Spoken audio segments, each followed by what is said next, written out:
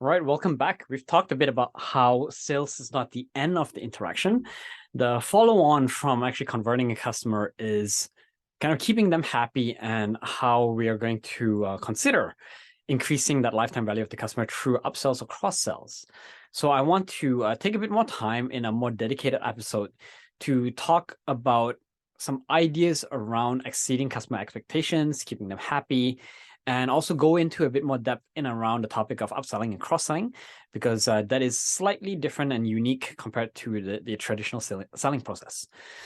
So first and foremost, obviously, it is much easier to sell to an existing customer than it is to sell to a new prospect. This is also the very same reason why when we talked about the decision threshold, we talked about how can you create sub offerings that make it easier for you to get the foot in the door, to have your customer have that working relationship with you, to understand the experience, and from there, making it a lot easier for you to sell a more comprehensive product or a fuller version of your main offering, right? So the same thing really applies here. Like your goal is to sell that small offering first, and then once you get your foot in the door, then you can sell them into your main offering if you didn't already. So some key objectives in and around what we call the topic of account management. Number one is you want to stay top of mind because you want your customers to always be mindful and remember who they're working with. You want to build a close and more deeper relationship with your customer, because obviously with sales, especially if you're in the consulting and service side, but I would say equally important as well if you're even in the tech side of things or even a product company, the stronger your relationship with the customer, the more loyal they are. Not only loyal, but also the more forgiving they will be as well. So if you do make mistakes, if you fail to meet their expectations, if there are flaws in your products, which will all eventually naturally happen because, like I say, there's no perfect product or service, they will be more forgiving, right? It's also a good opportunity for you in the realm of managing the kind of follow-up experience from the purchase to use this as a platform to cultivate referrals, testimonials, and generate that word of mouth. And then lastly, upselling, cross-selling, and beyond that, kind of just basically exceeding the expectations. So let's talk about some ideas around kind of building customer loyalty, and I'll kind of throw on more ideas at the end as well. But one of the main and one of the common ones are loyalty programs or loyalty cards, right? Loyalty credits by giving customers some form of reward for ongoing usage of your product or service. Number one, yes, it keeps you top of mind. Number two, it reduces churn. And number three, it actually also increases repeat purchases as the customer comes back to spend those credits with you again, right? If you are doing this properly and tracking data, so that's what I mean by automating. The automating side of things is you want to make sure that you automate not purely for the sake of convenience, but you're automating things that will allow you to spend more time doing meaningful work with your prospects and your customers. So, like, for example, if your sales rep has to do a lot of admin work after the sales, data entry, those kind of things, by all means, automate it, because then they can spend more time speaking to and engaging with customers, right? The more you track, the more data you capture, the more it allows you to customize and tailor the experience for them as well. So if you can track their purchase data, you can give them better recommendations. You understand, popular products, and that can help further kind of not only help you upsell or cross-sell additional products or services, but also just give them things that they are more interested in, right? When you automate things, you want to make sure that you're automating the things that are generally tedious. So, for example, the data capture aspect of things, data entry, automating the follow-up process, so that naturally reps are reminded or account managers are reminded to follow up with a customer after a certain period of time, right? So the actual follow-up, that is the human element, and you still keep it as a human process, and you just automate the reminders. Make sense? Never automate at the cost of removing that human element. because you want to focus on using automation to enable you to be more human and spend more time building quality relationships. So let's talk a bit about upselling and cross-selling, and then I'll go into some specific loyalty campaigns, because again, like not all of them will apply to every company. But I think upselling and cross-selling, that's a bit more general across the board. So basically, if you're not familiar with the term, an upsell is where you are selling, a more expensive variant of a product, right? A more valuable product. These are things that basically enhance the current offering. They're not separate offerings, right? A separate offering is what a cross-sell is. So for example, an upsell is, if you have a certain tier, maybe it's instead of a $30 a month tier, you're upgrading them to a $40 a month tier. Or same if if it's a plan or product or service that you're providing, right? Selling them a more expensive variant, right? Instead of a customer buying a Toyota, they're upgrading to a BMW. They're still buying a car, right? So these are features and services that enhance the value of your main product. They could also be, and some might argue in terms of like the kind of gray zone.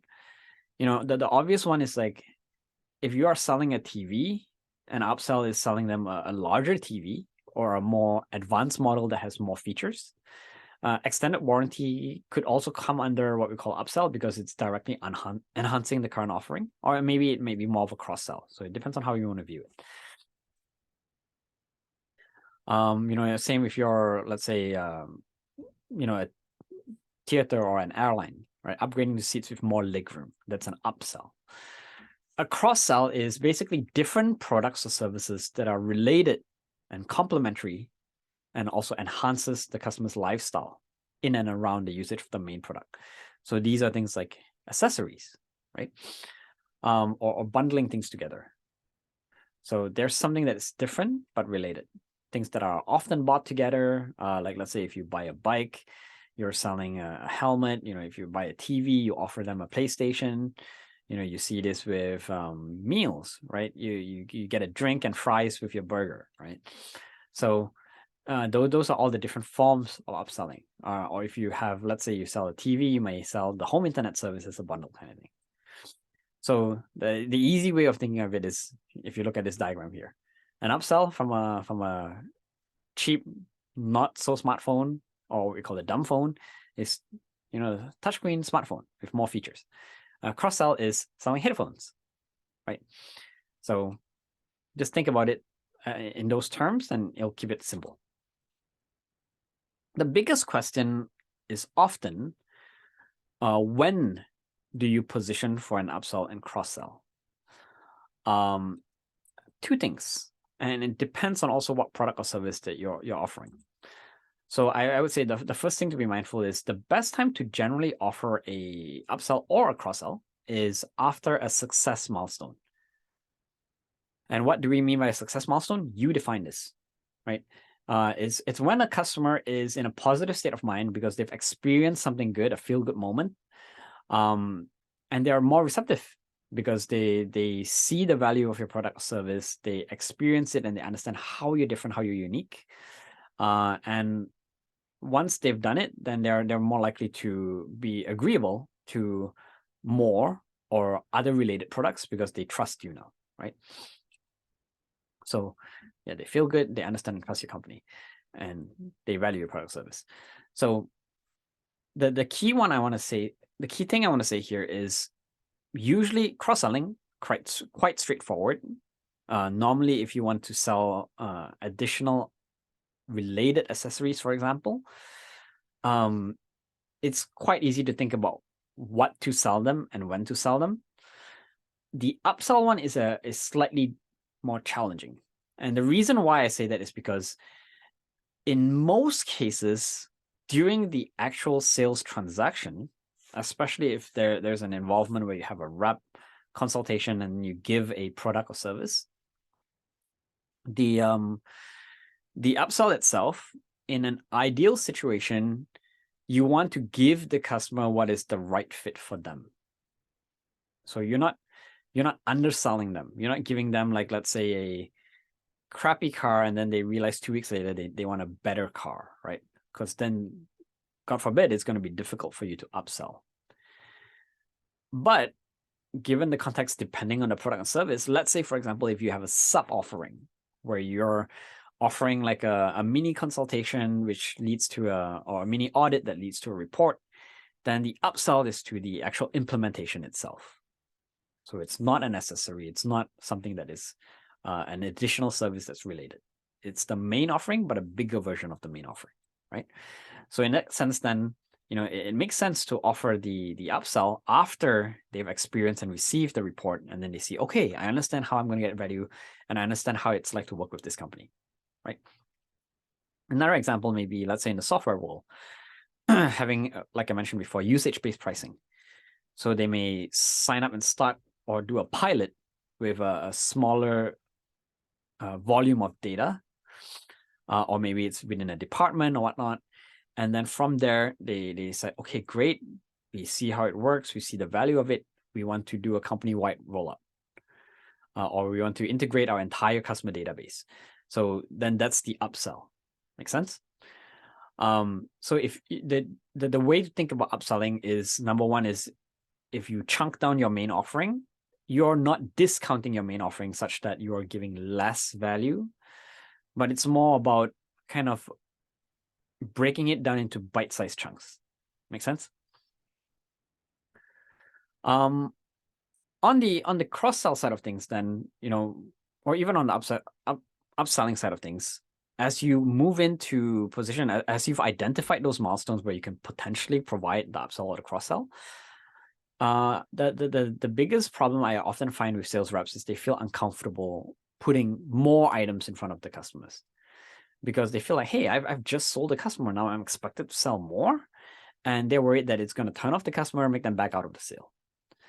I would say that happens mostly because reps feel like they are making the customer buy something else that they don't need. And because they do that, they don't know when to bring it up, and they don't know how to bring it up. So it's kind of the wrong mindset, in my opinion. Instead, you should focus on helping the customer win, right? Focus on adding value to your customer first and foremost, and this will become a lot more comfortable. For example, over here, would you like to add breakfast for two, normally $49, to your room for just $29? What is this? Number one, more value. It's cheaper, right? And you're getting more. Number two, better convenience. You don't have to go out look for a breakfast place, right? So how can you add more value, more convenience to the customer process? For example, if I sold you a bicycle and I did not upsell you or cross-sell you into things that you need, then you're finding yourself, I'm inconvenienced. I have to come back again. I need to get a helmet. I need to get a water bottle holder. I need to get a bell. I need to get some lights. I need to get all these extra stuff. Then you've made the experience a bad experience for the customer by not offering them that convenience. So think about how you can help the customer by making things more convenient and giving them more value, right? They will say yes if it benefits them. You should never have to pressure them to buy things that they don't need. Make sense? So when do you offer? Number one, during if you've identified those success milestones, and I would say as soon as possible. The earlier you can bring it up, the more they can think about it, and you don't necessarily have to get them to commit to it right away, right? It can sit in the back of their mind, and they can think about, what are the potentials in the future, right? So for example, if you're selling a shirt and tie, you could say, hey, we have a very nice tie that goes with the shirt, but let me show you the shirt first. So you can allude to it. So, yep, I've mentioned some of that. Framing, upselling, cross-selling, in terms of understanding that, you have offline, those are the things like, you may also like this thing, this is a more fully featured item than the one that you're looking at, because maybe a customer is looking at a base model and they don't really know that there's actually something that's better for them. And on online, that's where you see things like, your newsletters, your blogs, your tutorials, further educating the customer on what else they may need, showcasing products that complement their main product or augment or improve the experience, having lists or emails that highlight some other main products that a customer also likes, and why. So those are just different ways of framing it. So one exercise you can do just to kind of get started on this is think about what are some what could be created if you don't already have additional offerings. What can be added value for your customer? And then number two, you want to think and identify those success milestones. What are those wow moments in your customer experience? So jumping ahead, let's just kind of look at some examples just to hopefully spark some inspiration. Not all of them will be applicable to your company, but I just want to walk you through some creative examples of how some companies have quote unquote exceeded customer expectations and create those magical moments for their customers. So one over here is small gestures here, like JetBlue. If you can see in this example here, this person just complained like, hey, I couldn't get Starbucks, and they responded and they offered free Dunkin' Donuts on board. And the key takeaway here is customers don't need large gestures to feel that they are appreciated, but customers want to feel that they're appreciated. Most customers leave because they don't perceive that you value their business. After knowing that this request was heard, I'm sure that this person, Mr. Brown, he feels appreciated and he's a much more loyal customer for a longer time, right? It keeps your company top of mind. It shows that you genuinely care for your customer, and this also generates that kind of referability and viral kind of content that people will want to share about. Because hey, if I'm this person and this company replied to me, I'm best bet that I'll be willing to share this positive experience, right? Tip number two, or idea number two, is consider how you can make things more convenient for your customer. How can you meet your customers where they're at? So here, for example, with Tesla, they come to your house with a loaner tire and replace it. And what other company can offer that kind of level of service? So like I mentioned before, you can try to start thinking about what is that 5-star, but beyond the 5-star experience at 6, 7, 8, 9 stars. How can you make it better? In this case here, Tesla is literally meeting their customers where they're at by going to the customer's house and fixing their car. And it's convenient for the customer. They don't have to sit around, wait at a repair shop, schedule at their own time, those kind of things.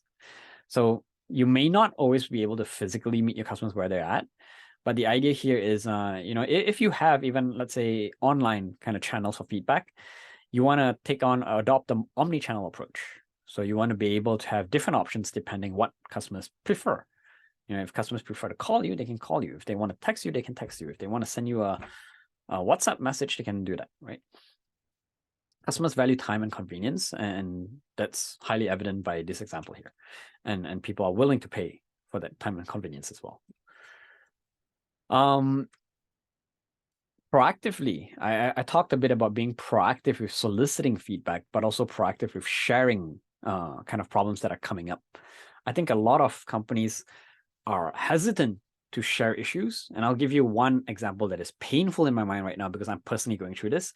So I recently signed up for a YMCA membership near my neighborhood. And there's this location, this location that we go to, honest to God, terrible with communicating problems. Every time I go into the swimming pool, the temperature is different. And when I raise it with them, they said, oh yeah, you know what? We're actually having issues with our heating system right now.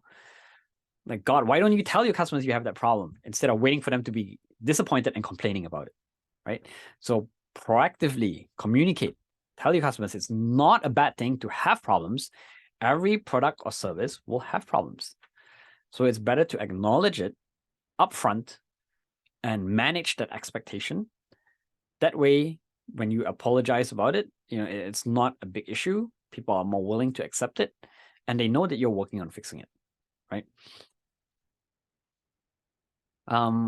Helping people in times of need. This goes closely in relation to that aspect of having a stance in and around a movement, building a community, and kind of having a greater mission. So this example over here, just to kind of speed read it to you, basically this person, their father, I think, was stranded and stuck during a snowstorm. Sorry, the grandfather.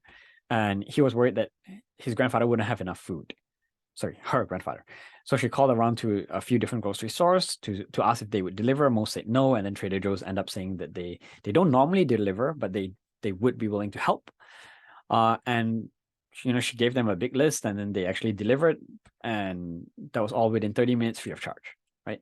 So the key takeaway here is that people love to champion companies that are willing to support those in need, that will help those underdogs, right? It shows that your company, number one, is human, right? That you demonstrate some level of corporate responsibility, and that you truly care about your customers. So these kind of things will naturally generate buzz, because people love to talk about it. So not only just for the sake of talking about it, but you want to do it because these are things that you stand for and that you believe in. This other example here, Zappos. This is another example of identifying kind of touch points that you can kind of exceed your customer's expectation in and around.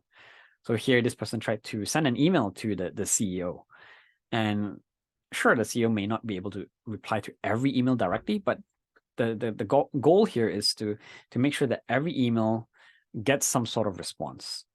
So here you can say, using some humor here, thanks for contacting Tony. His schedule is hectic at a time, but he does read every email.